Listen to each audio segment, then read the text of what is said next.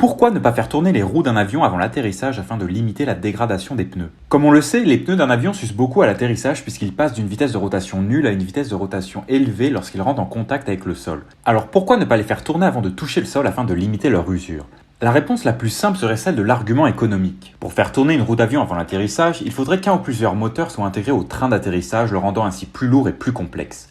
Si on ferme les yeux sur cet ajout de complexité, on ne peut pas en faire de même sur l'ajout de masse qui va se répercuter sur la totalité du vol. Gagner en masse signifie qu'il faut générer plus de portance, et générer plus de portance engendre nécessairement une augmentation de la traînée de l'appareil et donc de sa consommation en kérosène. Cette surconsommation en kérosène sur un vol de 3 heures, de 8 heures ou de 12 heures est-elle plus économiquement rentable qu'un changement fréquent des pneumatiques? Sans doute que non.